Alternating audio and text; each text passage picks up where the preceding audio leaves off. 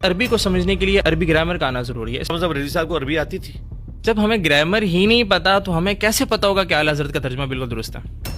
بخاری شریف کے نام کی بھی کوئی کتاب ہے اور وہ کتاب وہی ہے جو امام بخاری نے لکھی تھی. پوری دنیا کے اہل سنت مانتے ہیں کہ قرآن کے بعد سب سے افضل کتاب بخاری ہے. آپ نے کہا کہ امام بخاری کو ہم اس وجہ سے مان رہے ہیں کیونکہ اہل سنت ان پہ متفق ہے، تو پھر ہم شیخ عبد القادر جیلانی کے حوالے سے کیوں کہتے ہیں کہ بھائی شیخ عبد القادر جیلانی کا حدیث کے علم سے کیا لینا دینا؟ اہل سنت ان کے ولایت کے قائل ہیں، پوری کی پوری اہل تو سنت. ہوں کیا فرق پڑتا ہے؟ تو آپ کیوں نہیں مانتے؟ نہیں، میں نے کب کیا میں نہیں مانتا. میں اولیاء کرام جن کو یہ کہتے ہیں اولیاء کرام، اور اولیاء کرام میں ان کو مانتا ہوں، اولیاء اللہ نہیں. کہتے ہیں کہ انہوں نے 2009 میں چشتی رسول اللہ کا دفاع کیا. میں نے ان کا وہ مناظرہ سنا ہے، اس میں ویسے وہ جملہ یہ والا کہیں بھی نہیں کہتے کہ جو چشتی رسول اللہ کہا جا رہا ہے وہ ٹھیک کہا. پیر میل شاہ صاحب نے چشتی رسول اللہ کا دفاع کیا ہے تحقیق الحق فی کلمت الحق میں. آپ نے میرے علی شاہ صاحب کا ذکر کیا، ان کے حوالے سے تو آتا ہے یہ انہوں نے نہیں کیا بلکہ حاشیہ لکھنے والے نے یہ بات کی.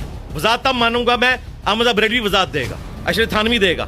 گستاخی بھی تو تب مانے نا جب آپ کے سامنے آگے چشتی رسول اللہ. میرے سامنے تو آئی بھی ہے نا. نہیں، انہوں نے خود آگے تو نہیں پڑھایا نا. کہ اعلیٰ حضرت اگر چشتی رسول اللہ کا دفاع کر کے گئے ہیں اس کتاب کا، اعلیٰ حضرت نے اسٹریٹ فارورڈ کے بعد سبا سنابل جس میں چشتی رسول اللہ لکھا ہوا ہے، یہ رسول اللہ کی بارگاہ میں مقبول کتاب. یہ ایسا بھی تو ہو سکتا ہے کہ اعلیٰ حضرت کو وہ عبارت اس ٹائم پتہ نہ ہو جس ٹائم انہوں نے سبع سنابل کے حوالے سے اپنی اسٹیٹ. جن کو آپ نے اعلیٰ حضرت بنایا ہوا ہے، محدث بنایا ہوا ہے، یہ نہ قرآن و حدیث پڑھتے ہیں نہ کسی کی کتابیں پڑھتے ہیں، چپ کر کے آپ کو ریفر کر دیتے ہیں. اتنے بونگے ہیں یہ. بھائی آپ ابھی کہہ رہے ہیں کہ اعلیٰ حضرت نے پڑھا نہیں. اب تھوڑی دیر پہلے آپ ہمیں یہ کہہ رہے تھے کہ ان کا جو ترجمہ ہے اس پہ میں بغیر عربی گرامر سمجھے میں آنکھیں بند کری ان کے ترجمے کو مانتا ہوں.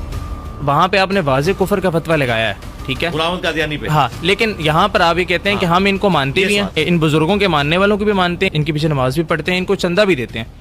جب وہ قادیانی دجال ہے اور یہ ان سے بڑے دجال ہیں، ان کے پیچھے پھر نماز کیسے؟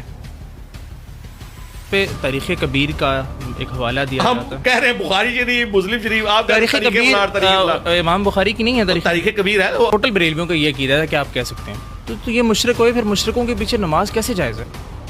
آپ باقی مسائل پہ بھی دیوبند بریلوی مکتبہ فکر اور اہل حدیث کی گرفت کرتے ہیں، لیکن کفریہ عبارات کے حوالے سے آپ کا سیدھا صاف موقف ہے. لیکن اہل تشیعوں کی جو کتابوں میں کفریہ باتیں لے کے ہیں نا، ہم بیان کر دیں گے. پہلے شیعہ کے مکتب کو آپ سمجھیں، میں اپنی منجینی شیعہ کے ہاتھوں ٹھکوانا چاہتا ہوں.